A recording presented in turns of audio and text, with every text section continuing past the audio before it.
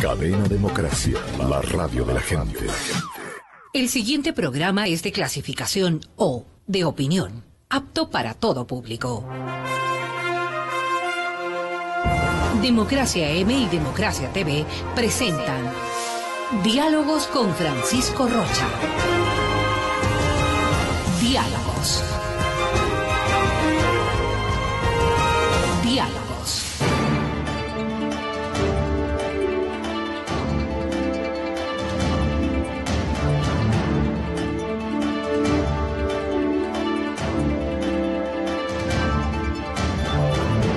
Buenas tardes, amigos, estamos encontrándonos para iniciar diálogos. Está con nosotros, como les habíamos anticipado, la economista Rosa Matilde Guerrero. Rosa Matilde tiene una gran experiencia, no solo en lo que fue el Banco Central, este Banco Central que no tenía las limitaciones del actual, pero también en organismos multilaterales como el Banco Interamericano de Desarrollo. Pero hoy tiene un trabajo que para nosotros es muy importante y que creo el país tiene que echar un ojo al tema de las cooperativas y entre todo el sistema cooperativo, el sistema de cooperativo financiero, que puede dar un servicio y que de hecho en muchos de los casos es una forma de bancarizar también a la ciudadanía, en donde tienen, vamos a averiguar, tienen que menos requisitos, hay menos problemas para llegar o hay más cercanía a la ciudadanía, la gente se siente más respaldada. De todos esos temas y las posibilidades que tenemos de hacer un seguimiento, de buscar un fortalecimiento del sistema cooperativo financiero y si es que tiene problemas y cómo se los puede enfrentar. Rosa Matilde, bienvenida, buenas tardes. Muchas gracias, Francisco. Vamos, y yo siempre decía que una de las cosas de la antigua Yugoslavia que llamaba la atención era que casi en su esencia el movimiento era cooperativo, ¿no? Y entonces, claro, era una forma incluso de ver el mundo y de ver el sistema financiero distinto. ¿Qué es una cooperativa, Rosa Matilde? Una cooperativa es un conjunto de voluntades que se unen para trabajar de forma solidaria y por un principio común, pero cuyo capital se junta, si bien para compartir, ¿no es cierto?, pero no para perder. Y eso es muy importante. Y si uno diría, se junta un primer capital, ¿este primer capital tiene unas condiciones idénticas al sistema financiero o no? En el caso de las cooperativas de ahorro y crédito, ¿no es cierto?, el principio, la gran diferencia es que al unirse ese capital, sus socios, ¿no es cierto?, y esa ya es una diferencia, si bien son depósitos, pero fundamentalmente son socios, claro, porque no hay accionistas, ¿no es cierto? No hay no hay dueños de acciones, sino que todos los depositantes pasan a ser dueños y entonces son socios. Estos socios, que son los dueños de la cooperativa, además tienen bases de solidaridad y eso es muy importante, ese es un principio clave, pero esa misma solidaridad lleva a trabajar en conjunto, esa es una base sustancial, y ese trabajo en conjunto tiene que ser, ¿no es cierto?, va en la búsqueda, si bien de un principio de solidaridad, tiene que por eso mismo ir en la búsqueda de un principio de eficiencia, claro, y ese principio de eficiencia, mayor eficiencia. Así es, Francisco, y de mayor eficiencia, y nunca en la búsqueda de pérdida, sino claro, de una rentabilidad que vaya en beneficio de esos mismos socios. Rosa Matilde, esta rentabilidad de la que tú hablas, uno diría, ¿tiene que ser ponderada o también, como en algunos casos, dicen, oigan, pero la banca está cobrando unos intereses que no ayuda, sino que puede más bien empujar a hundirse? En el sistema cooperativo, ¿compiten con la banca de alguna manera en esta solidaridad de cobrar menos? A ver, lo importante es que las cooperativas, al igual que cualquier negocio, tiene que ser un negocio eficiente, eficaz, es decir, que cubra sus costos y que esa cobertura de los costos le permita tener un capital para poder crecer y servir mejor a los socios. Y ahí voy a un concepto que Francisco con mucha claridad lo mencionaba hace rato. ¿Qué significa crecer y cubrir los costos? En la base del sector cooperativo a nivel mundial, y tenemos un gran ejemplo, ¿no es cierto?, España, la cooperativa Mondragón, que salió de los mismos padres, ¿no es cierto? Era una cooperativa muy pequeña después de la Segunda Guerra Mundial y hoy es un gran holding, pero un gran holding organizado con un gran gobierno cooperativo. ¿Qué quiere decir eso? Que su consejo es electo de manera absolutamente transparente. Sus elecciones se saben quiénes son aquellos que se postulan y cómo se les elige de forma transparente, no de forma oculta. Se sabe cómo se les elige y son gente absolutamente técnica. Y se rinde cuentas, es decir, sus balances son expuestos a todo el público.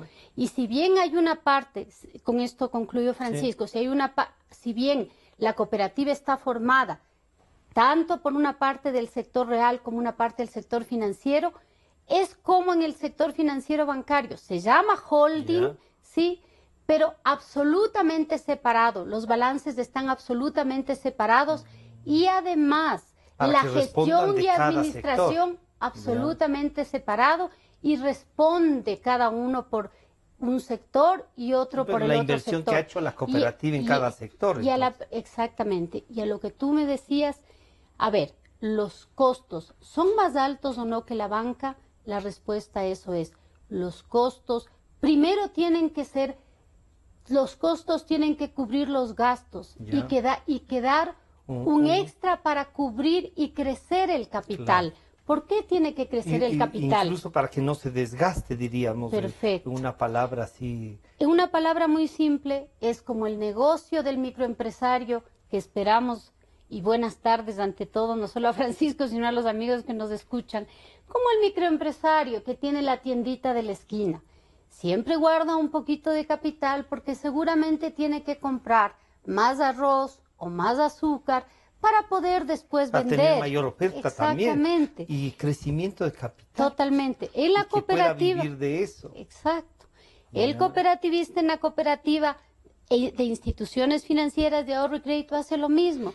Tiene que guardar capital, ¿para qué? Para poder mejorar, por ejemplo, la base contable, los servicios financieros que ofrece, ¿sí?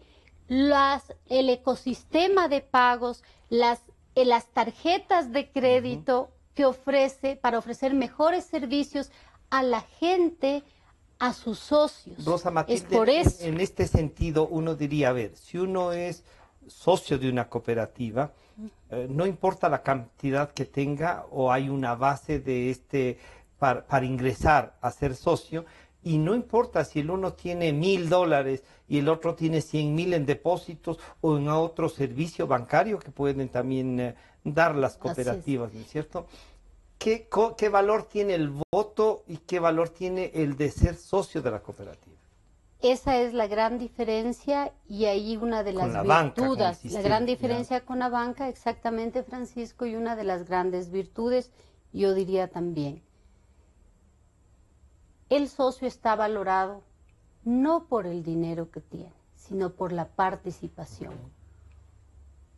Un aporte, un voto, independientemente del valor. Y por eso la necesidad de la transparencia por parte de quienes gerencian y por parte del ente de control. Y tal vez ahí, Francisco, si me permites, un comentario muy general, porque creo que es bueno. Yo me he permitido quizás traer por haber pasado 15 años pues por el Banco Interamericano de Desarrollo, un grafiquito hecho con el banco, esto es con el Banco Mundial, ¿no es cierto? Hacia dónde tenemos que ir en general, y más que en general como economías, ¿no es cierto? Cuando las economías crecen, las economías tienen que, y las economías también, tienen que manejarse de forma anticíclica, es decir, aquí contra el ciclo. Entonces, ¿qué quiere decir ir contra el ciclo? Como haría un padre de familia, ahorrar, sí, y ahí incrementar los impuestos. ¿Por qué? Porque si tú ahorras, como cuando un padre de familia tiene un mejor trabajito o una empresa un mejor trabajo, entonces ahorra y le suben los impuestos o guarda cuando tiene un mejor trabajo. ¿Para qué? Para cuando la situación de la familia está mal, ¿no es cierto? ¿Qué hace el padre de familia? Saca ese momento los ahorros. ¿Para qué? Para que ese crecimiento o ese estado de bienestar que usted lo ve acá se mantenga. Eso es lo que tienen que hacer las economías, pero las instituciones financieras tienen que hacer lo mismo. Es tal cual una casa y el presupuesto de la casa, entonces uno en la familia, pero uno podría decir a ratos, no hay también la posibilidad, y claro, ahí viene la transparencia, ¿no?, de que un gerente contratado, no sé si puede ser o no socio de la cooperativa, el gerente, pero este gerente contratado, que podría ser socio también, tiene que responder a un directorio, a esta estructura que ustedes la plantean y la analizan bien. Ya vamos a hablar del libro también, Rosa Matilde. Uno diría, pueden venir préstamos vinculados también ahí. Le puede pasar lo mismo que a la gran banca que tiene accionistas, que el accionista, en este caso, pueda ir y tomar más dinero por la confianza depositada en el cooperativismo, o hay montos mínimos o de base con los que se funciona. Igual que en el sector financiero, ¿no es cierto?, en la banca, hay normas, estamos hablando de manera general, hay lo que se llaman normas preventivas. Entonces hay normas, ¿no es cierto?, que permiten darse créditos, ¿no es cierto?, hasta cierto monto. Estamos hablando a nivel de Latinoamérica en general. Entonces hay normas de prudencia y de gestión. Que la cooperativa puede financiar hasta un determinado monto. Hasta un determinado monto. Estamos hablando a nivel de Latinoamérica en general. Hay normas de prudencia y de mejor control para beneficio y la gestión. Quizás ahí lo que también es importante, si me permites, Francisco, ¿no es cierto?, es hablar, si ya entramos en esa materia, una vez que hablamos de cuál es la base del sector cooperativo, qué es lo que busca, y entonces es, si bien se basa en la solidaridad, ese es el principio, también tiene que ser una cooperativa eficiente, una cooperativa que busque atender con los mejores costos posibles a sus socios, pero siempre buscando también dar los mejores servicios. Porque si no le da servicios y eso tiene un costo, ¿no? Claro. Y para eso tiene que producir. Exacto, y para eso tiene que tener un capital solvente, porque si no acumula cierto capital para mejorar los servicios, entonces no podrá ser eficiente, ¿no es cierto? Entonces, teniendo claro eso, efectivamente, siendo su base la solidaridad, uno puede decir perfecto. Entonces, está claro que además del otro tema central del sector cooperativo es su vinculación con la comunidad. Y ahí, en su vinculación con la comunidad, se dice que la base, se conoce y se ha vivido, que la base del cooperativismo es su vinculación con el territorio. Es decir, la gran ganancia de una cooperativa es su vinculación con el territorio. Ocupan un nicho de mercado que no necesariamente el resto del sector financiero lo cubre. No aquí, en todos los países, ¿no es cierto? La cooperativa más grande a nivel de Latinoamérica y calificada además como una de las mejor calificadas a nivel nacional es Copeuche en Chile, que hemos tenido el gusto y la satisfacción de servir, tú lo has visto, ¿no es cierto? Tiene justamente esa vinculación con el territorio y ocupa un nicho de mercado donde no necesariamente está la banca. Entonces, comparten mercado y eso es muy bueno, porque están muy vinculadas con la comunidad, es decir, están en un nicho donde no están. El socio participa en la discusión de lo que se puede invertir. Exactamente. ¿No es cierto? Y aquí en el Ecuador... Y se conocen. Así es. El sistema cooperativo aquí ha servido para vivienda, y el sistema cooperativo financiero ha sido, digamos, uno de los que más se desarrolla. Antes de pasar a una diferencia entre una cooperativa, yo vi una en el Uruguay que a mi criterio fue un error que se transformara en banco. No, COFAC se llamaba la cooperativa, pero ¿Cuál es la diferencia, además de lo de los accionistas y esto, una diferencia que nos lleva a pensar, la cooperativa está más cercana al ciudadano que el banco? Desde mi punto de vista, Sí. totalmente, en la medida que su gobierno cooperativo sea legítimo, en la medida en que su gobierno cooperativo esté representado por los socios y que las decisiones sean tomadas legítimamente por sus consejos ya. y que el nivel de sus consejos tengan buen nivel claro, técnico, que ¿no es tengan cierto? si una cooperativa, para ir en este Sí. sentido, no tiene ese nivel técnico en los socios, ¿podría buscar alguien que pueda, en representación de los socios, estar en ese consejo o no? Yo creo que sí, y eso Sí. es lo que hemos ido aprendiendo en Ya. América Latina, Francisco. Hemos ido aprendiendo y hemos ido aprendiendo también que uno de los pilares de fortalecimiento del sector es la educación financiera y la educación cooperativa.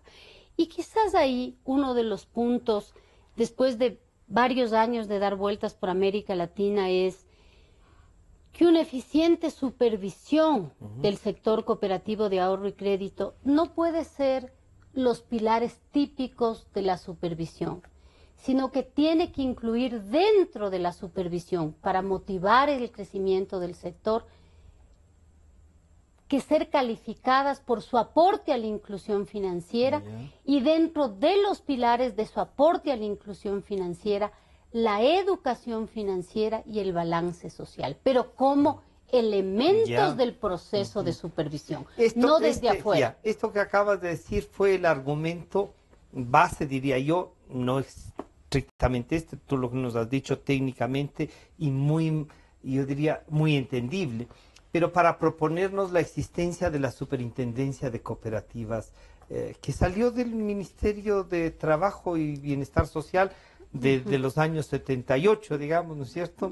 Luego pasó a ser solo bienestar social, luego de inclusión económica, y ahora tenemos una superintendencia de cooperativas. Entonces, este libro que además Rosa Matilde lo han presentado en otras partes del mundo, sobre todo en América, me parece que en Chile, en México también estuvieron. No, este sí se llama Supervisión basada en riesgos para las cooperativas de ahorro y crédito. Este es un libro, como ella lo ha descrito, manual. Le vamos a preguntar por qué lo dice manual. Pero diríamos así, el concepto que nos acabas de entregar, ¿necesitaba una superintendencia de cooperativas o tenía que integrarse directamente a la superintendencia de bancos? Yo creo que la pregunta es excelente, ¿no es cierto? Si tú, la respuesta a eso más franca es yo creo que más allá de ir duplicando instituciones, lo que importa es que los procesos de supervisión se fortalezcan. ¿Dónde? A mí, sinceramente, no me interesan y yo eso no discuto. Pero no se reparte y no hay una política común para el sistema financiero. Por eso mi respuesta, Francisco, y creo que tu pregunta como brillante periodista que eres, tú me dices, había necesidad de una institución y yo, como humilde técnico, te respondo, no lo sé si era necesario crear más instituciones. Lo que yo te digo es, yo lo que sí creo que era necesario era fortalecer un proceso de supervisión de instituciones cooperativas donde haya cada vez mejores técnicos que sepan cómo supervisar y prevenir riesgos. Cuando un ejercicio de supervisión de cualquier sector es bueno, cuando es preventivo y proactivo.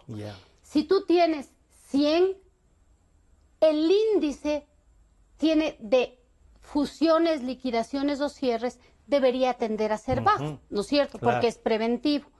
¿Qué significa preventivo? Que yo cuido a mis depositantes que sufran menos estrés o daño.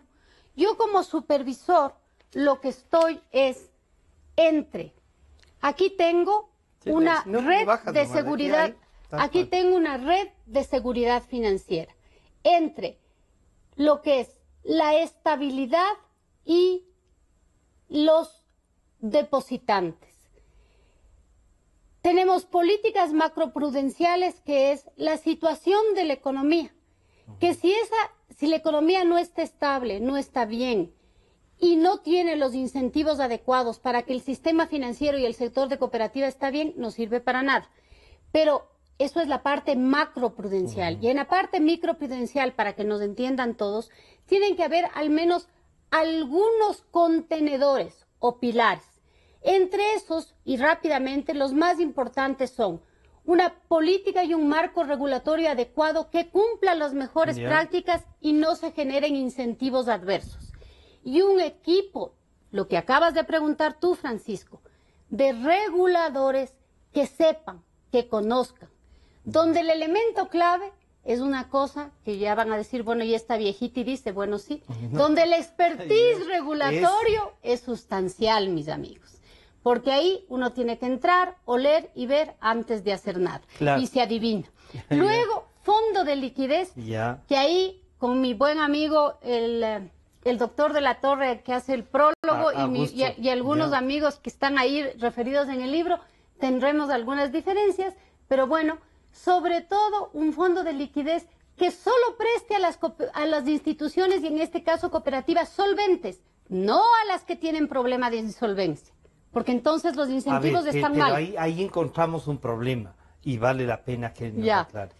Solo enseguida, fondo de seguro de depósitos, proceso de salida bien hecho y finalmente, pero eso antes, un fondo de capitalización. Porque si lo haces cuando ya están de salida, generas incentivos negativos. Pero ahí en esto de los incentivos negativos, cuando una cooperativa entra en algún problema, tiene alguna crisis, de acuerdo a este pilar, no le financies. No. Déjale que arregle, porque este es un tema que hay un problema, perfecto, Francisco. Si el problema es de solvencia, ya no le financies. Pero ahí no corremos el riesgo de no salvar la cooperativa, porque uno diría, claro, ahí uno se acuerda de la dolarización y uno dice, bueno, hasta ahora nadie ha agradecido que hayan salvado el sistema financiero. Habían dicho que eso fue un atraco y todo eso, ¿no? y en muchas de las cooperativas, ya vamos a ir a eso, Rosa Matilde, pero uno diría, no es justo cuando están en problemas, cuando hay que ayudarles, o es una forma de más bien intervenirles para ver por qué se generó ese problema y usar los otros fondos para salvarla. Ahí sí, sería así. A ver, si el problema es de liquidez, y el problema de liquidez quiere decir que usted, lo que le sucede este momento es que manejó bien, pero no tiene este momento fondos porque simplemente alguien se le llevó por alguna situación, pero su balance está muy bien llevado. Yo sé que está gestionado bien, pero tiene un problema, un bache. O sea, usted, padre de familia, vea, lleva bien su casa, pero la casa es suya. Claro. Usted gestiona su deuda bien. Lo que no puede pagar este rato es las pensiones de la escuela. Bueno, ahí se ayuda, pero tiene la casa. Entonces yo no tengo problema, yo le presto, porque sé que mañana me paga. Y más aún si yo tengo plata del Estado, ¿qué hago? Procedo de igual forma, ¿no es cierto? Pero si usted lo que ha hecho es gestionar bien, gestionar mal plata que no es suya, sino de terceros, yo le presto. No le presto. Y no le presto, ¿por qué? Porque la plata no es suya, no es mía. Es plata de los impuestos de terceros. Rosa Matilde, es plata de otra gente. Pero van a decir, Rosa Matilde nos está planteando un tema que antes decían que era neoliberal. Que es decir, a ver, en el tema, sobre todo en un sistema cooperativo, y esto vale la pena dejarlo claro, que es la plata de la mayoría de los socios, que no es gente que tenga muchísimo dinero, sino que hace un esfuerzo de ahorro. Perfecto, y ahí vamos. Gran pregunta. Ese fondo de liquidez de las cooperativas, ¿está capitalizado? ¿Tiene los suficientes recursos del sector? Para que pueda responder de esto. Perfecto. Y si entra la primera, ¿alcanza para todos? Esas son las preguntas que hay que hacer. Y luego, ¿el fondo de seguro de depósitos está capitalizado? ¿Tiene los suficientes recursos para todo, digamos, jamás se van a ir todas, pero en pero general estos fondos, para que cubra lo que se puede requerir. Las mejores prácticas te dicen que debería ser más o menos, no, del 10% más o menos de los depósitos, más o menos, digamos, esto también es un azar, digamos, uno puede ponerse a discutir de este tema. Claro, varios días, ¿no? Y hasta que alguien puede decir, vean, si no tiene la plata 100% sí, no es seguro. Sí, además hay varias discusiones en esto, si te digo, pero más o menos del 10%, en fin. Pero si es que los incentivos no son adecuados y yo le doy la plata a alguien que no tiene un problema de liquidez, sino de solvencia, el problema es que si viene el segundo y ya no tengo la plata, he actuado mal. Claro. Ese es el tema. Que si tú tuviste un problema de solvencia y luego viene el segundo, que sí tuvo de liquidez, ¿actué mal o bien? Claro. Actué mal, porque le di a uno que tenía un problema de solvencia, que estuvo mal, y al que sí tuvo un problema de liquidez, no le di. Ese es el principio que está mal. Tenemos que actuar por esos principios. De este fondo del seguro de depósitos, uno diría, ¿está vinculado al mismo fondo de la banca? ¿Es un solo fondo, de acuerdo a la ley? Muy buena pregunta. A ver, son dos fideicomisos distintos. Ya. ¿Pero manejados por un solo ente? Sí, que se llama COSED. Y está bien que sea así. El tema es que hace algunos meses, de estas cosas muy interesantes, muy creativas que se hacen en nuestro país, yo no alcanzo a entender esa creatividad, ¿no es cierto? No alcanzo, pero... Algunos dicen que eso es irresponsabilidad, no creatividad. Sí, bueno... pero le califiquemos de creativos. Sí, así es, Francisco, porque, digamos, yo sigo tratando de comprender, ¿no es cierto? Porque a mí esta creatividad a veces no me alcanza. Permitieron que el fondo de la banca le preste al otro fondo. Y que el fondo de la banca le preste al fondo de las cooperativas y el de las cooperativas a la banca. Un intercambio de cuentas. Pues ok. Pero lo más interesante es que hace algunos meses, ¿no es cierto?, también permitieron que el COSEDE, que es quien gestiona esos fondos, por ley, la ley orgánica de reestructuración de deudas, sí, en la disposición segunda transitoria, aquí está, sí, numeral 4, el COSEDE podrá invertir los recursos del seguro de depósitos de cualquiera de estos dos fondos, ¿sí?,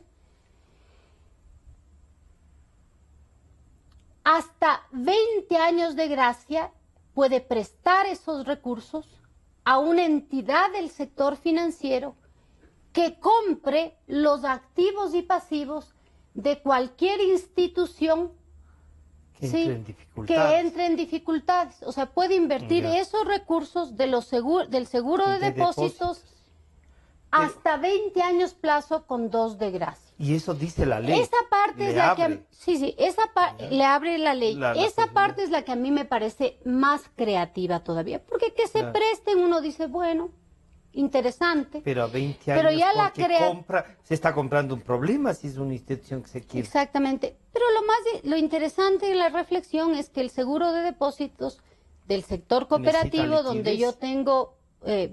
parte de mis ahorritos, que no son muchos, no son como los suyos, Francisco. Bueno, ¿no es cierto? No son, los míos estarían llorando. No son como los suyos, ¿no es cierto? No son como los suyos. Y parte de mis ahorros por ley están en el fondo de seguro de depósitos, pueden ser prestados a 20 años con 2 de gracia. Entonces, a mí sí me parece que la creatividad normativa llevó estos a que años se lleven la plata. Ha sido profundamente interesante. Cuando entonces se dice que se cumple en el COSEDE y en algunas otras cosas con las mejores prácticas, a mí me quedan algunas dudas. A mí me quedan algunas dudas. Y para ir en este sentido, bueno, ya deben haber aplicado este artículo. Esto no se conoce porque no es información transparente ni pública. Sí. A ver, ahí hay un tema pero esto no conozco. Acá no podemos saber. no podemos saber por qué que tiene reserva por el tema financiero. Entiendo que hay reservas, sí. Entiendo que hay reservas, no sé si se ha prestado. ¿Y quién puede seguir? ¿A quién tiene que responder ese? El Consejo, el COSEDE. ¿Y ese COSEDE a quién responde? Bueno, a la Junta de Política a la Junta Monetaria. Bancaria. Sí, sí, a la Junta de Política Monetaria. Si Pero es que interesante claro, el artículo, ¿no? O sea, ese artículo, y habría que ver si se lo ha aplicado, pero algún legislador podría pedir que presenten un informe, ¿no? Para la transparencia. La ley de transparencia debería decir cómo está el estado de esto. Rosa Matilde, ya que hemos topado así, hemos entrado a ver cuántas cooperativas tiene el Ecuador de ahorro y crédito.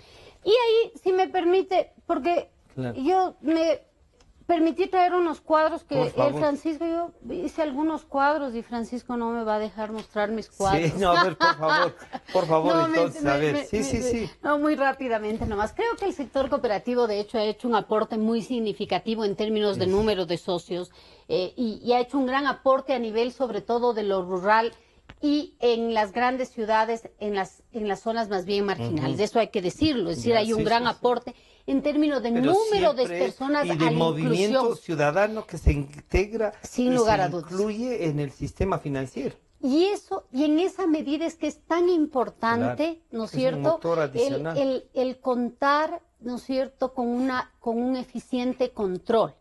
Por eso es que es tan importante.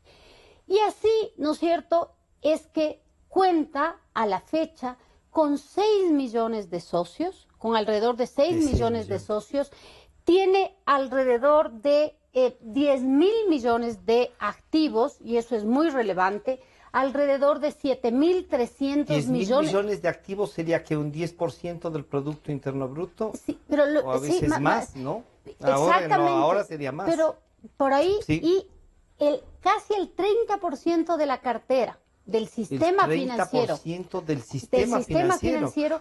Y si hablamos de cartera y de depósitos es casi lo mismo. Y la cartera casi lo mismo que la cartera de los bancos. El 30%. El 30%. 7.000 millones, 7.300 millones de cartera, estoy hablando con datos de agosto. Y depósitos tenemos como 8.000 y pico de depósitos, que se llaman obligaciones de los socios, ¿no? Este sector cooperativo ha sido catalogado por la Superintendencia de Economía Popular y Solidaria en 5 grandes segmentos, de acuerdo al monto de los activos que tiene. Hasta 80 millones de activos, segmento 1. Luego, entre 20 y 80, segmento 2, y así sucesivamente. Y son 5 segmentos, 1, 2, 3, 4 y 5. 5, o sea que va de 80 millones hasta cuánto es el mínimo. De 80, de máxima 80, de 20 a 80 y así sucesivamente. ¿Ya? Son 5 segmentos. Listo. Pero una cosa que es bien interesante, si me permites decir, es si a la cartera, que ya dijimos que era el 30% del sistema financiero nacional, la cartera que las 2 superintendencias han catalogado como de microfinanzas, el sector cooperativo entrega el 70% según datos de la superintendencia. Microfinanzas. El 66%. El sistema financiero de la banca no está entregando a la microfinanza. Estos son datos de las 2 superintendencias. El sector cooperativo, según datos de las 2 superintendencias, entrega microcrédito el 66%. Estos son datos de las 2 superintendencias. Aquí el cuadro, señores. Datos de las 2 superintendencias. El sector cooperativo, la línea tomate de abajo, entrega el 66% y la diferencia a la banca privada. ¿Ok? El otro rubro importante del sector cooperativo es la otra línea tomate, el consumo, 34%, y la diferencia, sí, el sector justamente bancario. ¿Por qué me permito decirte esto antes de proseguir? Porque ahí la relevancia justamente de tener datos claros y transparentes de los deudores, ¿sí? Para poder dar un mejor servicio. Entonces, el tener un buró de crédito, información de los deudores y de los pequeños deudores es fundamental, Por si acaso yo no tengo nada que ver con ningún buró de crédito. Yo trabajo por si acaso como y así como tuviera, ¿no? Sí, Así pero quiero aclararlo, claro. ¿no es cierto? Pero sí soy defensora de la transparencia. Entonces, si es que, y eso es un problema de la actual ley. Antes de ir una cosa, sí, para que expliques justo el problema. Hay gente que dice que los burós de créditos han limitado el accionar de la ciudadanía y que lo que hacen es un poco como descalificar la posibilidad de que alguien sea sujeto de crédito. Y uno dice, bueno, si yo voy a prestar, necesito como buena práctica tener a quien presto. ¿Sí? Pero le descalificamos así. Puede cualquiera entrar a ese buró de crédito y en algunos casos nos ha pasado que salen y publican en las redes sociales, vean si está debiendo en tal y en tal parte. Perfecto, entonces Francisco. Y ahí sí valdría la pena el comentario de lo que dice la ley. Exactamente. El proyecto de ley, que algún rato podemos hablar en otra ocasión del proyecto de ley, pero sí me quería referir a esto, ¿no? Por favor. Si el 66% del microcrédito dan las cooperativas de ahorro y crédito, que tienen los depósitos de 6 millones de nosotros los socios, es muy importante que sigan velando por los recursos de esos socios y entregando crédito de forma muy transparente y sabiendo a quién entrega. Entonces, si entregan microcrédito y entregan el mayor número de microcréditos según los datos de la Super, para saber a quiénes entregan, tienen que conocer la información de las personas. Pero, si según el proyecto de ley, 2.400.000 de personas van a quedar fuera y ya no se va a saber la información, porque si tienes una deuda, una mora, las personas que tengan una deuda en mora desde 56 para abajo, ya no se va a conocer. Entonces, muchas de estos créditos se van a quedar afectados y yo no voy a saber la información. Claro. Pregunto, ¿eso va a ir en beneficio de este sector de MIPYMES? No, porque seguramente yo, como buen administrador de una institución financiera cooperativa, no le voy a poder dar crédito, porque no voy a conocer su historial de crédito. ¿Cómo le voy a dar crédito a alguien que no conozco si pagó o no? Eso es, así de simple. ¿Cómo le doy crédito? A ver, pero una cosa es si pagó o no y otra que circule las deudas de la gente. A ver, entonces, primero esto, ¿no es cierto? La otra cosa es, está muy mal, es una mala práctica que cualquiera tenga acceso indiscriminado, pero eso es una cosa muy diferente. Pero ahí hay una cosa, y yo sí quisiera que nos ayudes a reflexionar, es, si alguien, por ejemplo, una tarjeta de crédito, resulta que, y estoy viendo un caso, por eso no pagó como $3 o $4. Resulta, porque no le han liquidado, $3 o $4 se quedaron ahí. Y ahora resulta que debe 260 por gestión de cobro de esos $3 o $4. Y como no va a pagar y como está ahí en discusión de ese saldo de una tarjeta de crédito, se queda que inhabilitado para poder optar por un crédito mayor, por una opción, y los otros, y el otro historial de crediticio de haber pagado a tiempo y todo eso. ¿Cómo empatamos esto y que se plasme en la ley, no? Así es. Yo creo que los casos que tú mencionas, Francisco, hay casos reales y creo que ahí también las instituciones financieras de todo tipo, casi son cooperativas, bancos, etcétera, ¿no es cierto? Casi una actitud delincuenciales. Tienen que hacer un esfuerzo por mejorar, ¿no es cierto? Por mejorar los procesos de atención al cliente. O sea, esos son los temas que se llaman procesos de atención al cliente. O sea, yo no creo que podemos generalizar estos temas, pero creo que tienes mucha razón en decir, sí hay temas, sí hay casos como los que mencionan, y creo que tienen que ser mejorados en las instituciones financieras, porque no pueden darse esos casos, y sí hay casos. Sí, efectivamente hay casos. Yo he sugerido ahora que sumen a algunas gentes para demandar a esa tarjeta de crédito, porque no puede asomar diciendo gestión de cobro cada mes y se van sumando la gestión de cobro, ¿no? Así es. Y cobran intereses por esa gestión de Así cobro. es. No, las buenas prácticas vienen de lado y lado. Totalmente, y estoy completamente de acuerdo. O sea, Ya. lo que tú dices es correcto, las instituciones financieras tienen que mejorar sus procesos, disminuir procesos ineficientes que vayan en contra, ¿no es cierto?, de aquellas personas que cumplen los procesos, como yo pido La prestado generalidad, claro. y no es correcto que abusen como tú estás mencionando, pero la falta de información va a afectar Ya. a un gran número O sea de que- microempresarios que piden crédito, porque yo creo que los buenos administradores, tanto del sistema bancario como del sistema cooperativo, no prestarán si no tienen información, porque tanto los gestores de la banca como los gestores de las cooperativas tienen la plata de los socios Claro. a quienes prestan. Y ahí hay una cosa. Y antes que no había eso de los No, buró. perdón. ¿Cómo funcionaba? No, sí hay. Y actualmente... No, sí, pero digo, antes que Hace existiera, muchos años. Claro, sí, y tú en Sí los me- años 80, Si me hablas de las cooperativas, por eso te decía, ¿no es cierto? La gran ventaja de ese sector es que era muy la cercano en vinculación, el territorio. claro. Entonces, tampoco le co- habían crecido tanto como le ahora. conocían muy bien al gerente. El gerente vivía casi a 2 cuadras de tu casa. Claro, sabía cómo estaba la situación. Claro, Era lo que pasa otra es que creció, forma de era una control. forma, y además ese era el iniciar el sistema cooperativo. Era otra forma de control. ¿Cuántas cooperativas tiene el Entonces, Ecuador? de ahorro y perfecto. crédito? Hay otra cosa interesante, ¿no es cierto? Es este trabajo realizado con don Alberto Dajic y Ya. la doctora Ruda Regui. Es un Ya. cuadro basado en la información de la información que Superintendencia de Bancos, Ya. de la, perdón, De de la cooperativas. Superintendencia de la Economía Popular y Solidaria.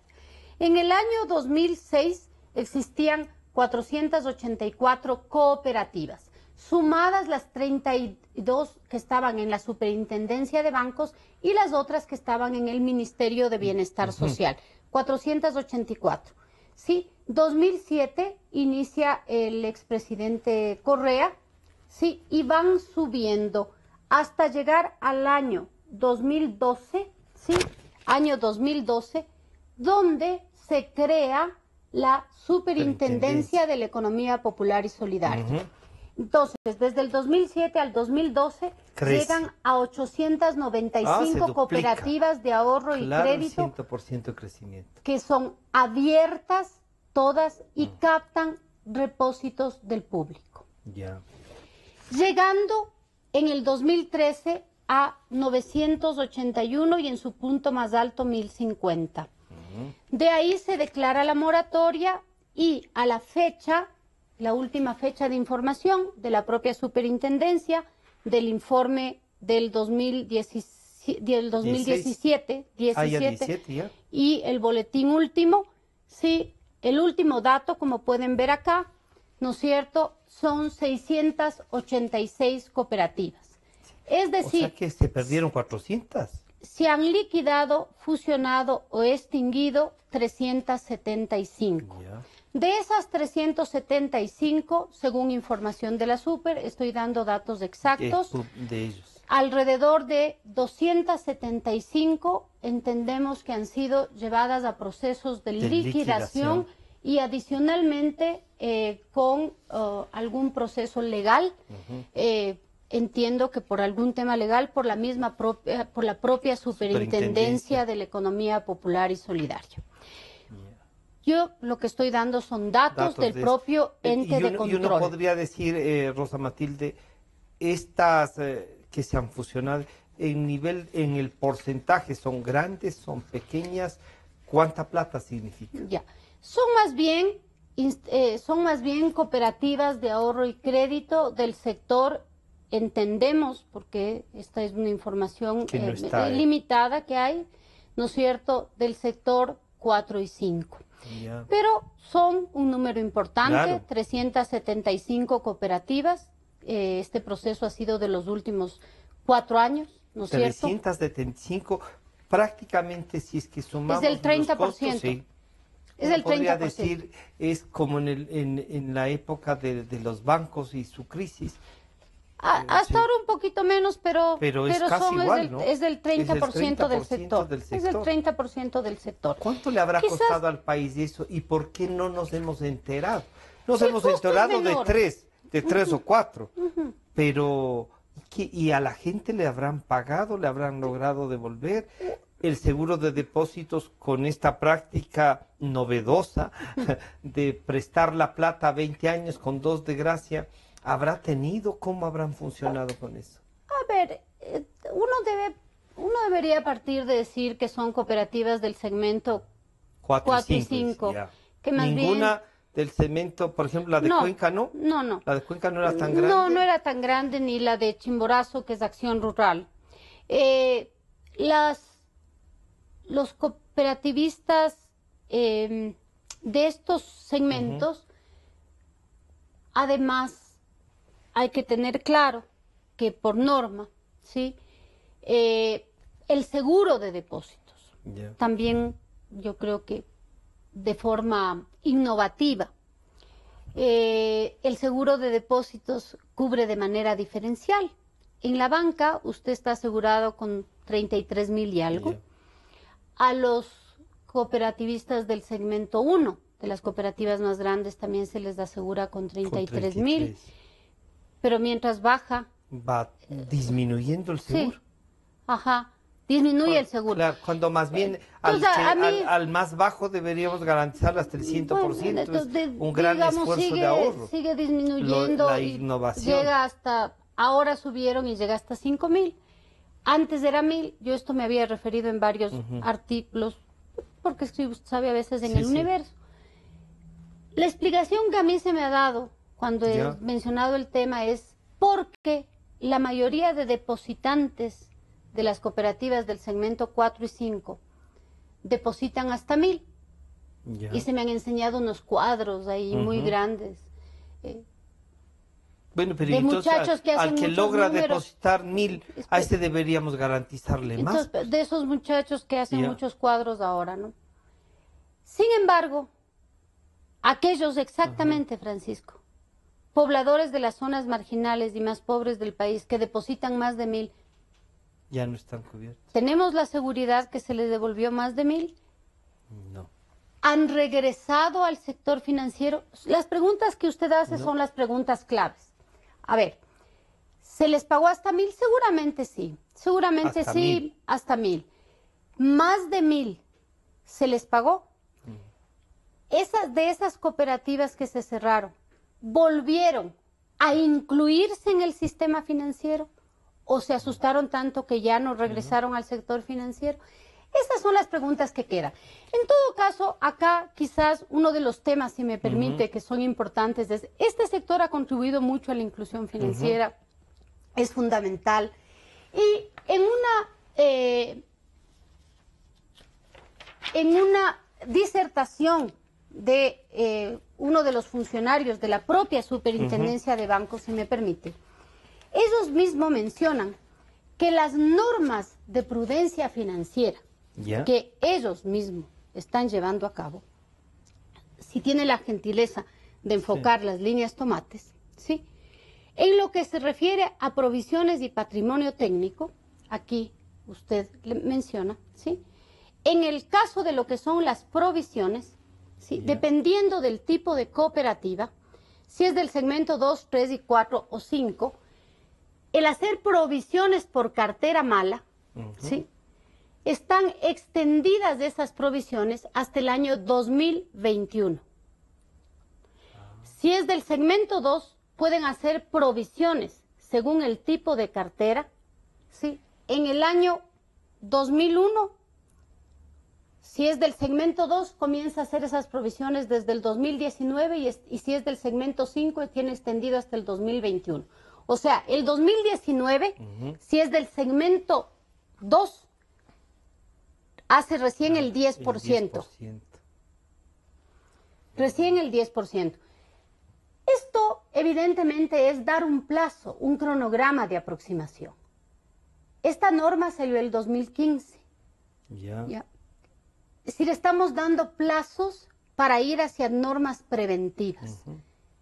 Acá hay que decir que esto no es aproximarse a las mejores prácticas. Ya es Y eso, adecuar eso. cumplir con el patrimonio técnico, es decir, lo que hablábamos hace rato. También con la solvencia, este es un cuadro de la propia superintendencia, ¿no? De Economía Popular y Solidaria, que es cumplir con la solvencia, ¿no es cierto? Están dadas hasta el 2027. ¿Sí? Rosa Matilde. Entonces, solo sí, para concluir, ¿no es cierto? Y también hay otra norma interesante que es la norma de capitalización, es decir, que por cada crédito que nos otorgan a los socios de una cooperativa, dependiendo de cuál sea el nivel de patrimonio técnico que tenga la cooperativa, puede tomar el gestor de la cooperativa hasta el 3% de mi préstamo para capitalizarlo. Que eso es interesante, pero sería bueno que todo eso se exponga al sector cooperativo con claridad, ¿no es cierto? Claro. Estas normas no son necesariamente las mejores prácticas. Entonces, cuando, Francisco, tú me preguntabas cómo está esto, sector, qué sucede, uno lo que debería decir es, a ver, ha habido un reajuste del sector interesante. El sector ha sido un factor muy importante en promover la inclusión financiera, hay que reconocerlo, y eso ha sido, yo creo que muy útil, muy útil. Instituciones muy dinámicas, muy importantes, han crecido mucho, ¿no es cierto? En otras se ve que... Un gran aporte muy importante, ¿no es cierto? Pero el crecimiento no necesariamente es sinónimo de bienestar. ¿No es cierto? Entonces... Claro. Una superintendencia que sin lugar a dudas ha hecho sus esfuerzos, ¿no es cierto? Pero ahí hay cuando uno dice, esta superintendencia ha hecho sus esfuerzos. No, la ley le determina qué es lo que tiene que hacer, no esfuerzos, sino lo que tiene que hacer.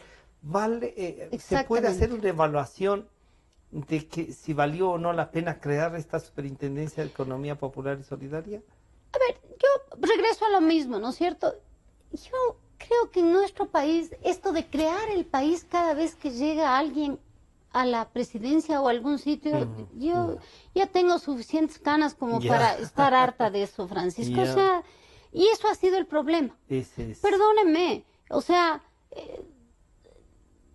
llegaron, me parece que a la superintendencia a buscar crear un manual de supervisión y procesos, y muchos de esos procesos ya estaban implantados en la superintendencia de bancos. Entonces, mucha gente de ahí, los amigos de la propia superintendencia de Economía Popular y Solidaria, que llevaron muy buenas prácticas. Entonces, quizás, si se mejoraban, muchas de esas prácticas, mucho más rápido, eso hubiera ayudado a mejorar, ¿no es cierto? Digo yo.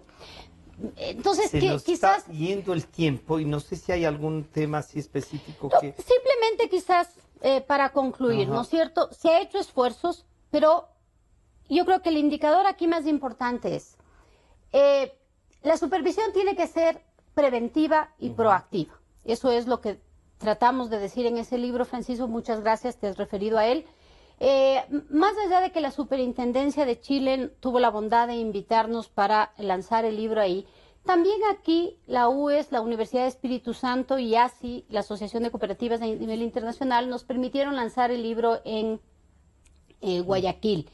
Y en Riobamba, la cooperativa Riobamba, Don Pedro Morales y la Unión de Cooperativas del Chimborazo es quien nos invitó a lanzar el libro en Riobamba. Y con humildad te tengo que decir, en el Salón de la Ciudad estuvieron alrededor de unas 400 personas básicamente del sector, porque ha generado algún interés, ¿no? O sea, yo creo que es bueno saber que el propio sector está buscando mejorar sus prácticas. Pero es que además, más que mejorar solo sus prácticas, está buscando consolidarse, porque siempre fue el sistema cooperativo un impulsor para la economía popular y solidaria, ¿no? Entonces no es bueno que hayan permitido lo que han permitido estos últimos años, no como buenas prácticas, sino más bien con un relajamiento, y se nos quedó, porque el tiempo corre, ¿no? Se nos quedó dos temas que yo vamos a ver cómo coordinamos. Por supuesto, Francisco, con mucho gusto. Cómo empatar al sistema financiero, buscar que no se lave dinero en el sistema cooperativo. Y en general, en el sistema, claro, en el sistema financiero en general. pero además cómo conseguimos que garantizarles a los que más esfuerzo hacen sus recursos. Eso es muy importante, ¿no es cierto? Y ahí necesitamos cada vez más una supervisión preventiva y proactiva de gran calidad, ¿no es cierto? Eso es lo que más se necesita. Bueno, entonces se nos fue el tiempo, Rosa Matilde, Gracias, muchas Francisco. gracias. Volvemos a insistir. ¿Dónde podrán conseguir este libro? Gracias a Dios, digo yo, un título tan feo, Supervisión de Cooperativas basada en riesgos, ya se terminó, no hay. No hay. Pero lo pueden conseguir en alguna página. No, todavía no, pero ¿no? La UES nos va a hacer el favor de volver a publicar y ahí le queda pendiente para ver en dónde lo pueden conseguir. Con mucho gusto. De todas maneras, creo que hemos hecho una revisión así rápida, gracias, lo que da Francisco. una hora. A Gracias, las órdenes, Rosa Matilde. a las órdenes. Vamos a seguir el tema Muchas cooperativo. gracias. Es no solo un tema de convicción para mí, sino que he visto algunas aquí como fuera crecer, he visto cómo han ayudado y cómo podrían seguirnos ayudando. Así es, así es. Ha estado con nosotros la economista Rosa Matilde Guerrero, el sistema cooperativo ecuatoriano, una rápida visión de lo que está pasando y prender y encender algunas luces para que se puedan trabajar. Este programa estará nuevamente a su disposición a partir de las 3 de la tarde en las redes sociales. Les estaremos enviando también por WhatsApp y el correo electrónico. Gracias por seguirnos. El día lunes vamos a tener un diálogo con Javier Bonilla Bonil, que tiene nuevamente algunas condecoraciones y la presentación de su libro de la década perdida. Gracias, Rosa Matilde. Gracias a ti, Francisco. Hasta el lunes. Muchas gracias. Hasta